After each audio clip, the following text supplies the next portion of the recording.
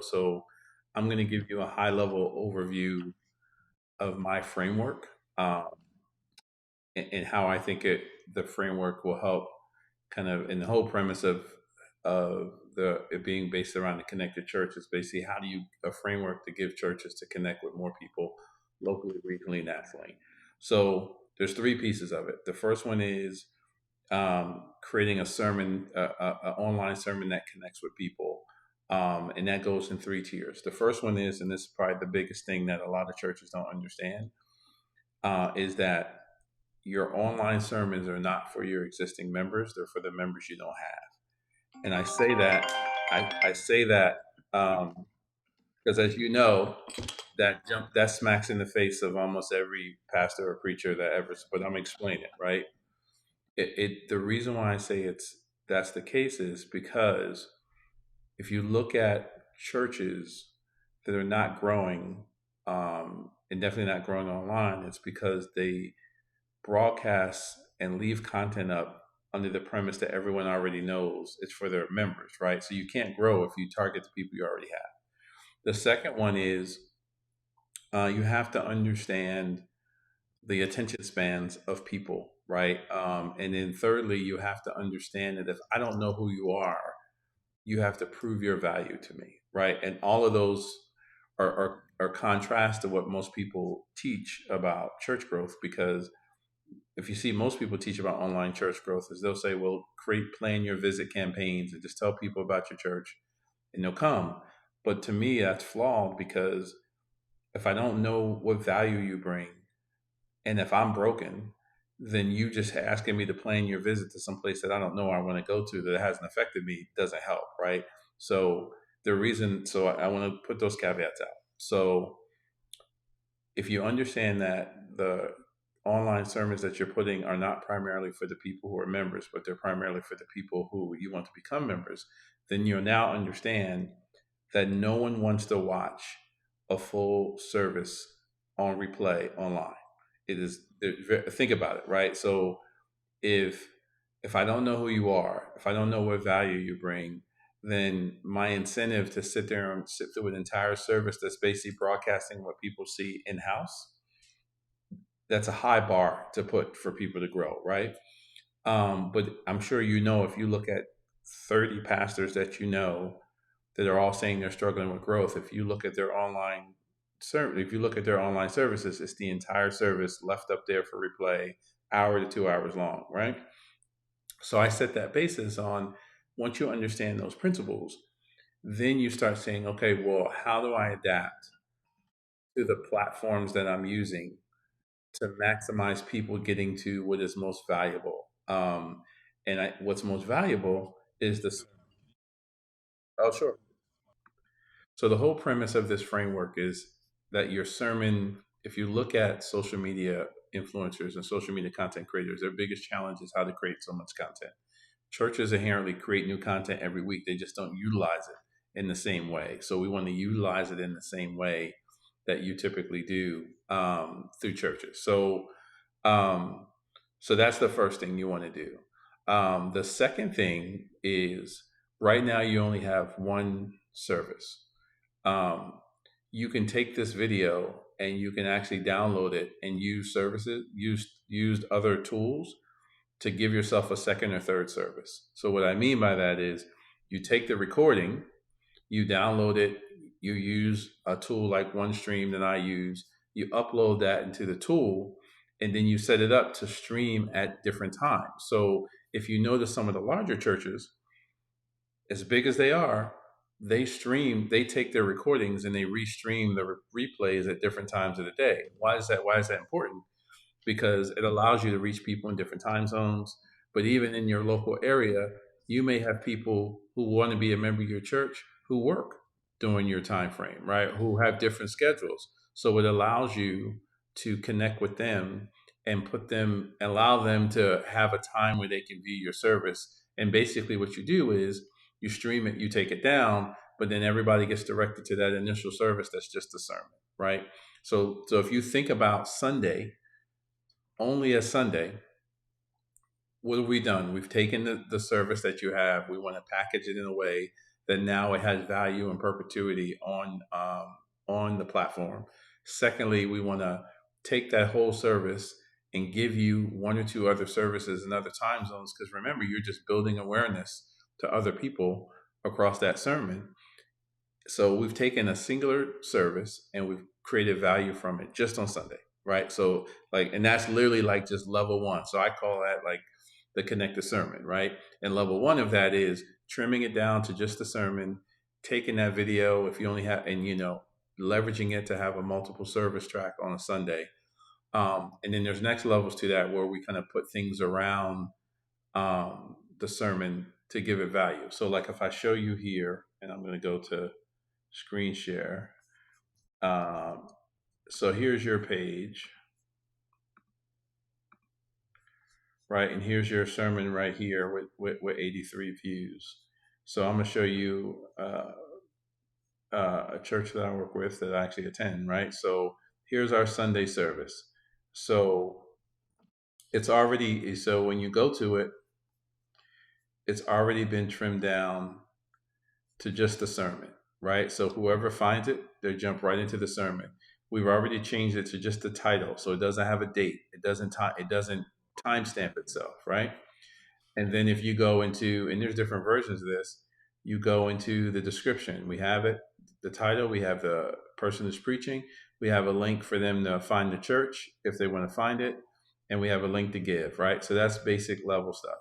But if you go back here, and you notice we took the image and we created a thumbnail, right? So as it's showing up, it, again, you don't have to know who I am. It's jumping out on you even across these other videos. Now, if you look at that in contrast to yours, right? If I'm on YouTube and it looks like you did this for, you guys were doing this for a while, but you got away from it. But if I'm on YouTube, if I go home,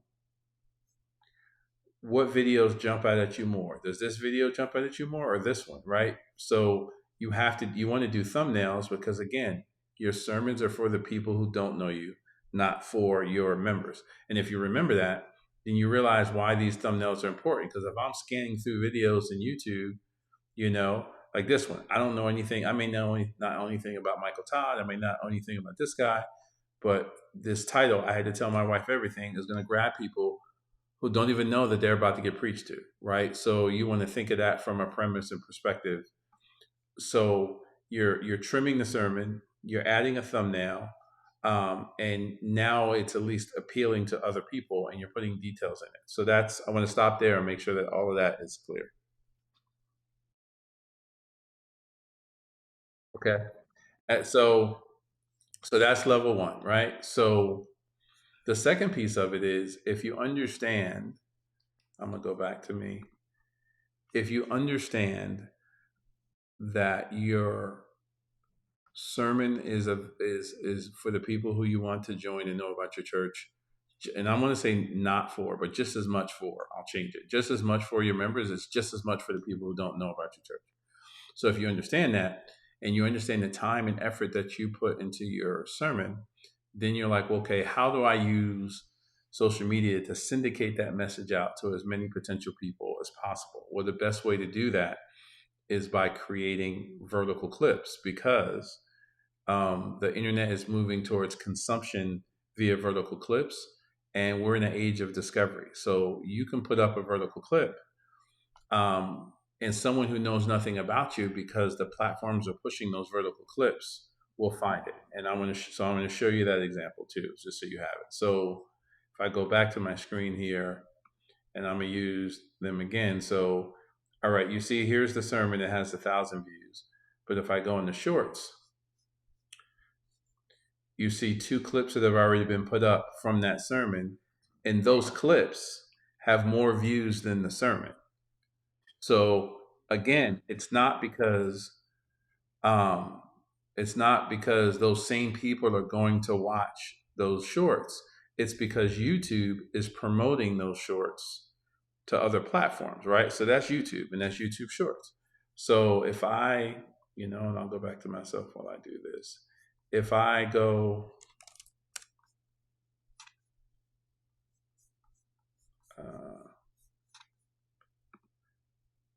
so if I go to Facebook and I go to their page,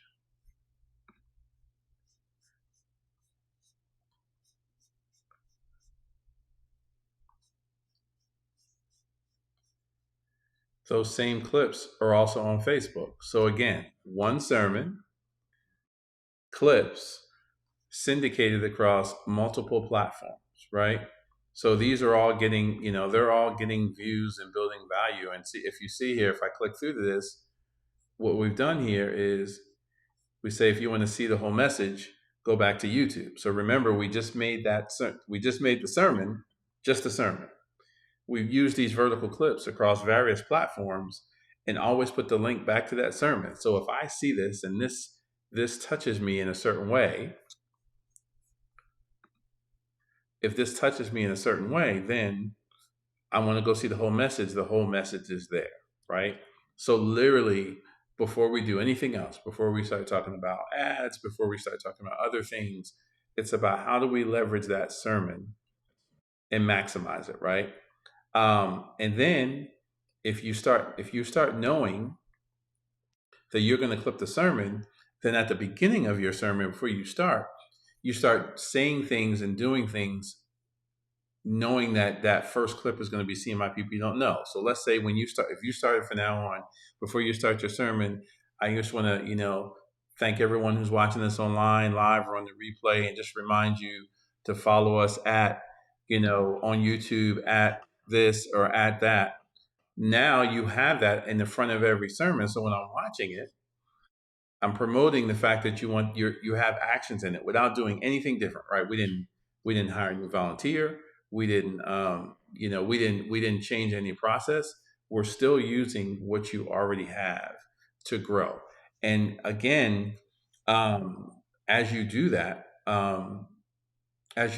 you will see that those clips will start sending people and building awareness to your platform because the clips are getting promoted. So I'll stop there, see if you have any questions.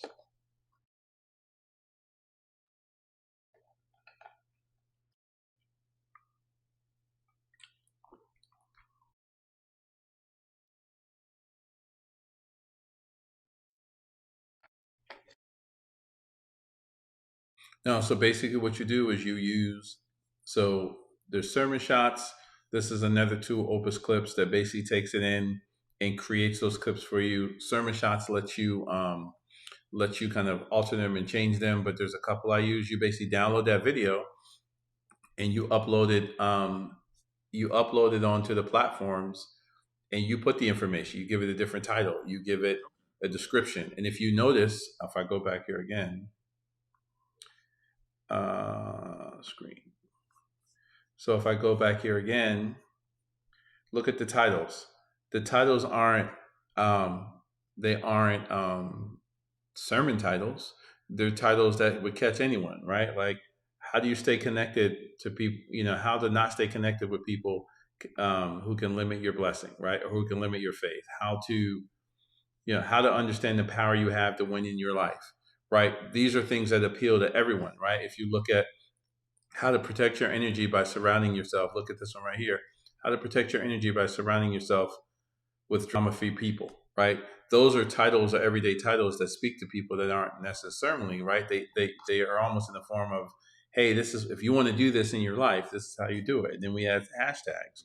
All of these things are sending them out to larger. And the beauty is for YouTube Shorts in particular is when you do that there, you can associate it back to the video. So I keep jumping back and forth. So if I go here and you see this link here, if I link here, it takes me back to the video. So on YouTube, I don't even have to add a link. I just associate it with the sermon. So if these are all out, so let's say you preach for 40 minutes, right?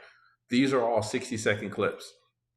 That means that, if you look here from one sermon, there are a multitude of clips that you can syndicate out. So we're talking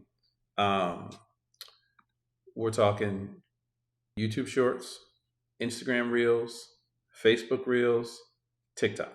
So so again, I want to like you haven't had to do anything different from a service perspective. You're still delivering the same sermon. You now take those clips, you put them on YouTube, you put them on Instagram Reels, Facebook Reels, and TikTok, and direct them all back to that singular YouTube video, right? So again, what you're doing now is you're letting the platforms work for you to build awareness about your church. And this is like literally the foundational piece. Like before you do anything else. Now you said your sermon this week wasn't a preaching sermon; you did praise and worship. So then I would say, okay, then let's go back.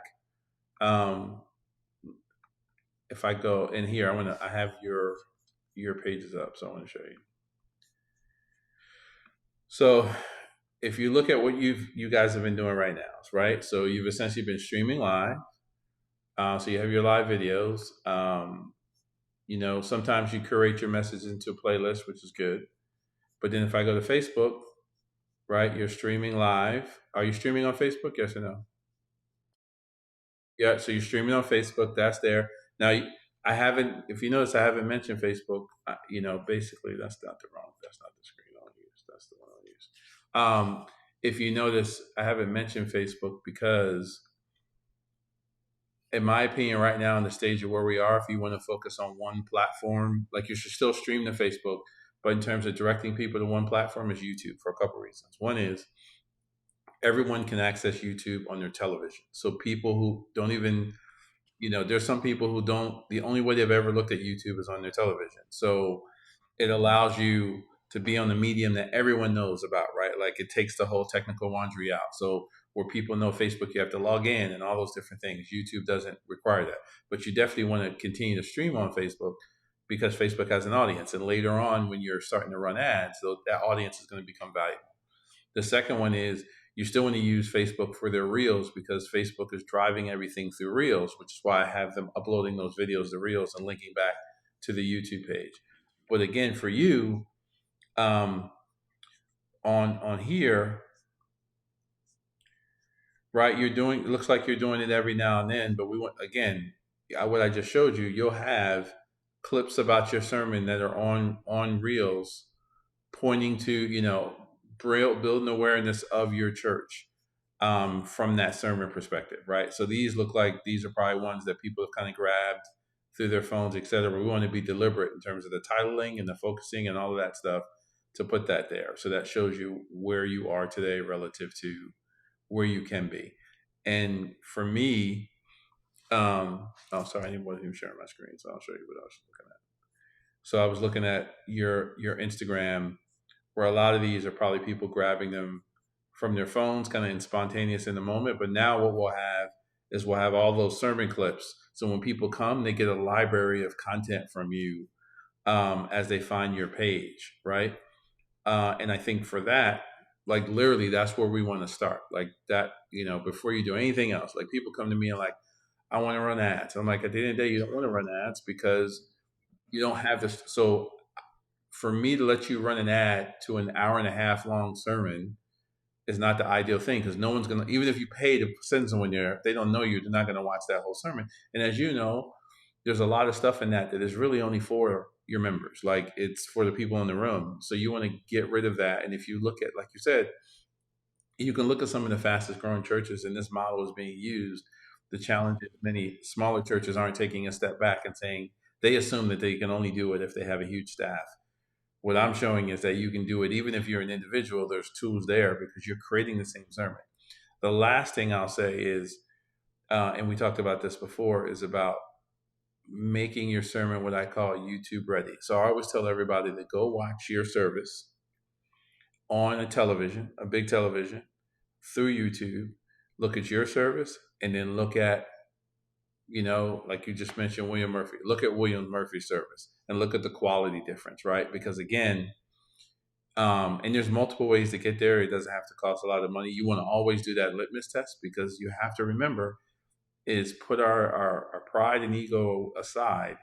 That if I don't know you, I'm looking for more reasons to not continue to listen than I am to listen. So if I come to you, could be saying the best thing ever, but if the video doesn't look good on my TV, I'm switching to somebody else. If the audio doesn't look on my TV, I'm switching to somebody else. So we need to make sure that we're giving people everything they need to have the opportunity to stay with you in that scenario. So um, what I'd love to have you do kind of as the first week piece is take one of your sermons. So if we go back to your page, I'm a screen it right now. So we have go a little further, part two, right here. This was last week, right? And I would say let's turn this into a connected service, right? Let's go trim it down. Um, let's add a thumbnail to it, and everything I'm saying is in the video, so it literally walks you through how to do all this stuff, like as simple as Canva. Like I would take a screenshot of you, throw it in Canva, create a thumbnail. It doesn't have to be super, but it'll let you stand out.